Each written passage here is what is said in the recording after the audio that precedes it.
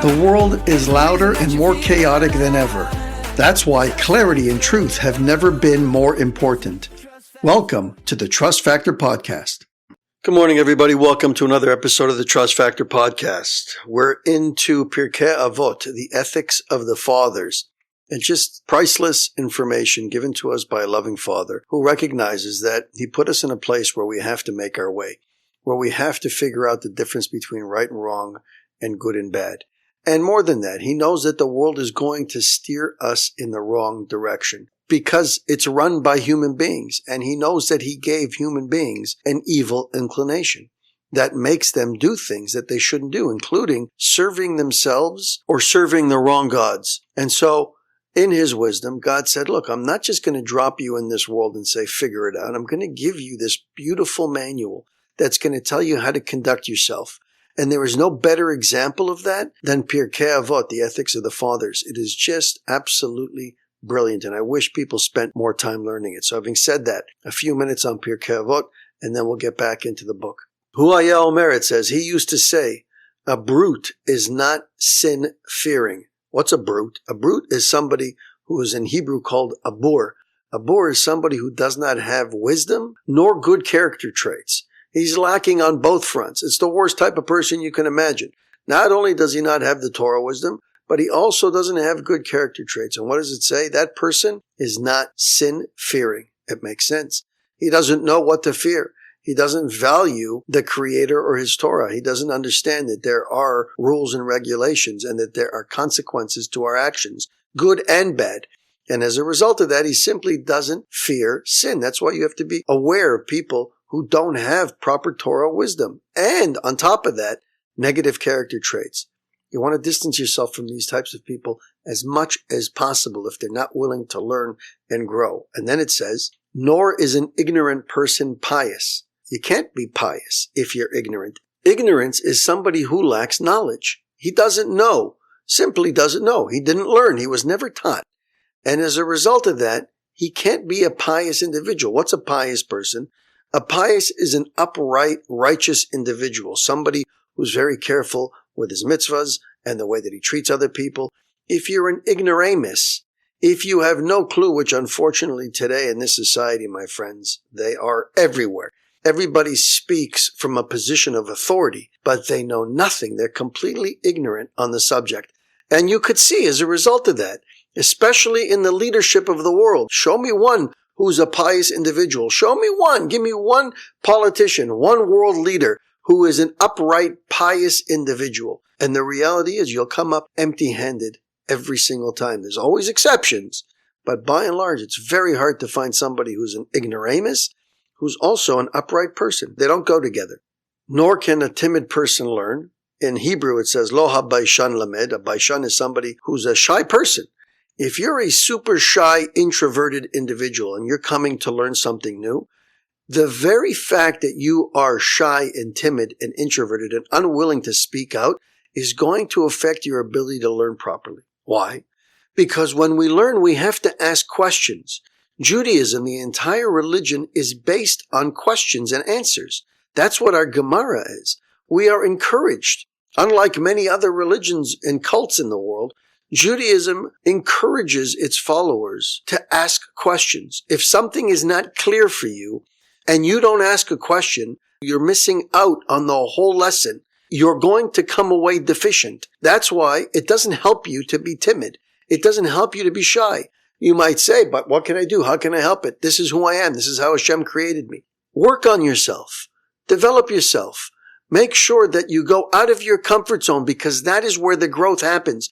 We talked about this when it came to the lobster, if you recall, about the fact that it outgrew its shell and it needs to get out of its comfort zone and develop that bigger shell so that it remains protected. If it stays in the confines of that limited space, it will die.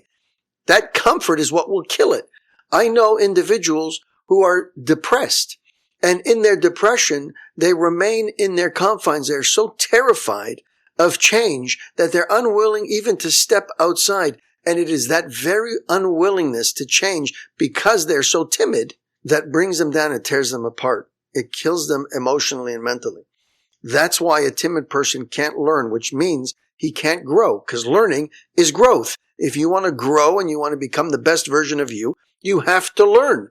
And in order to learn, you can't be shy. You can't be timid. You have to ask questions. Nor can an impatient person teach. Somebody who's impatient has a short fuse. Somebody who's impatient gets angry very quickly.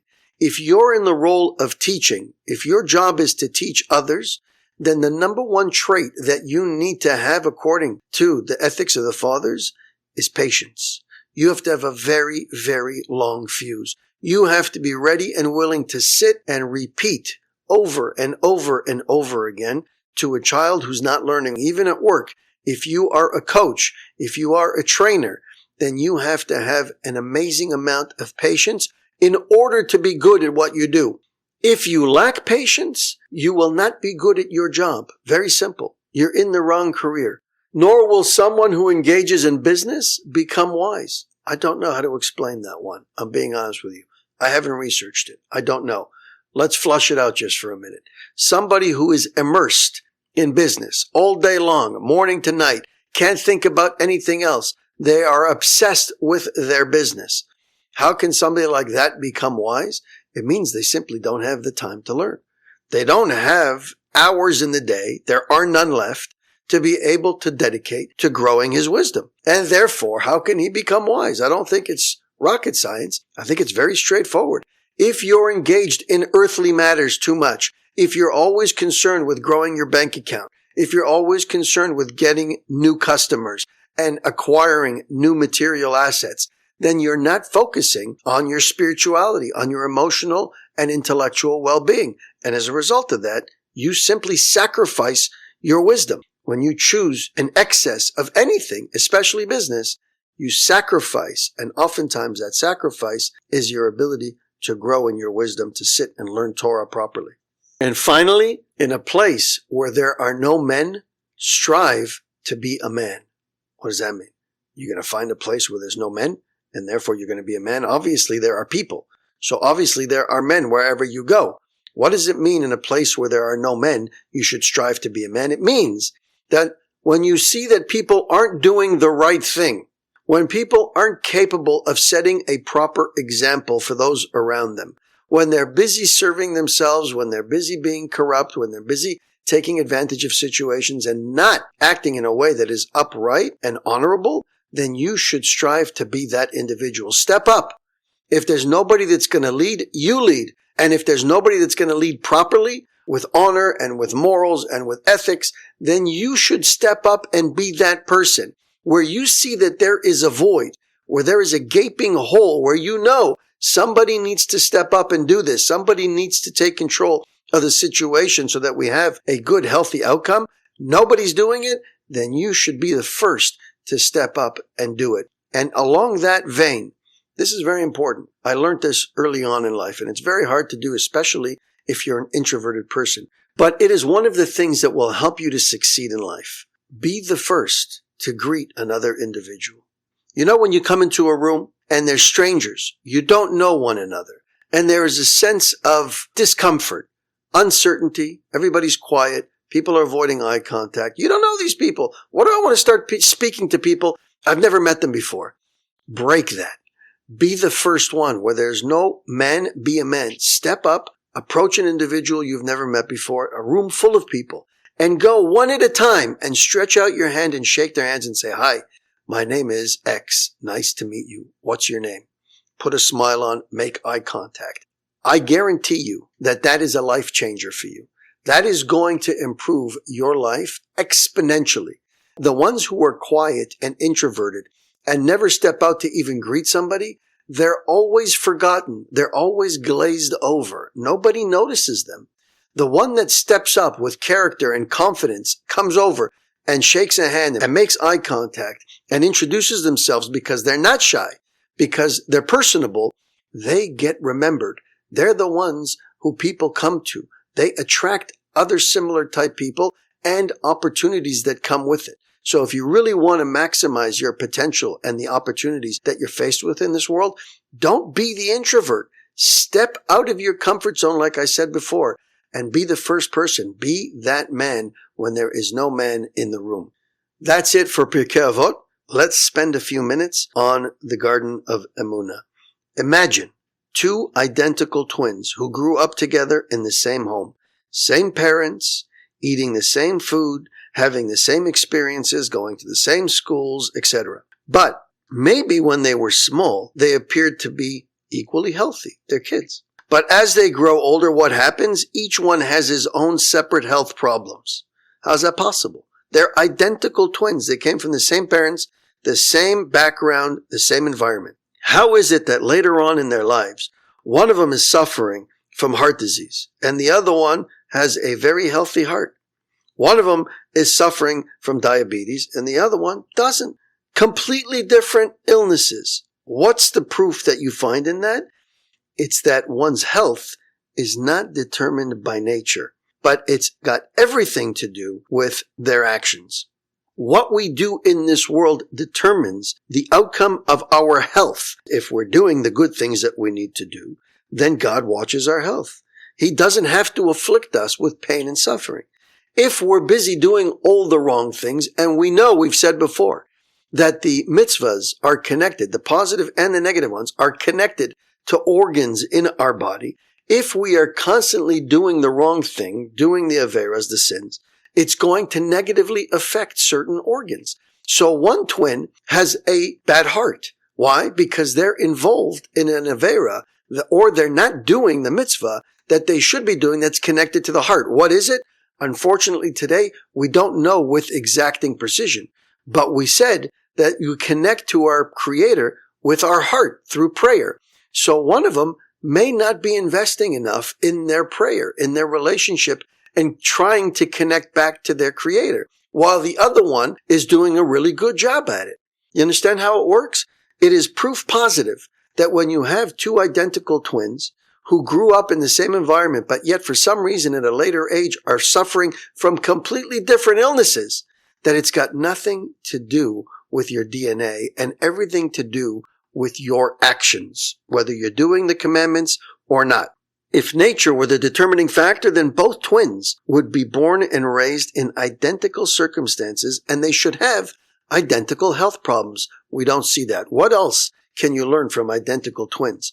You can learn from twins and triplets that if you speak to their parents, you will see often that they will have exactly the opposite character traits. In my family, my brother-in-law has triplets, amazing children. Each one of them is entirely different in character, likes and dislikes, and the way they conduct themselves than the other. Literally, you would think they came from different families. It's unbelievable. They're so different, yet they are triplets. Came out of the same mother at the same time and grew up in the same household, surrounded by one another all day long with the same upbringing, and yet they're so radically different. What's the proof? It proves clearly that each one of them is a separate nishama. Each one of them is their own soul. They lived a life before they came into this world, and they had their own challenges, their own successes and their own failures in their history, in previous existences. And now they've come into this world, they're bringing with them their baggage from previous existences to be able to repair. That's why they're so different. One died stingy, and the other one was generous. One had no problem keeping Shabbat, and the other one, it's torture for them. One of them connects to the concept of a God and prayer very easily, very spiritual, and the other one, the exact opposite. The only way to explain that is that they passed away in a previous life with those very same successes and failures. And so if they conquered their challenges in a previous life, they no longer have challenges with them in this life. And if they departed the previous life, not having achieved success in certain areas, then they're brought back in order to repair, in order to finally achieve success in that area. So the lesson is for all of us, know that if you have a weakness, if you have a mitzvah, a commandment, a challenge that's hard for you to rise up to, that is the reason you were brought back. What a shame it would be if you went through 70, 80, 90 years in this world and never conquered that very same thing that you were brought back to conquer. You don't want to do it all over again, my friends, because when you get to the next world, you want to stay there. You don't want to come back, Because you have clarity. You know that you're now in a place that is perfect and pure and true. And the place that you just came from is a world of lies.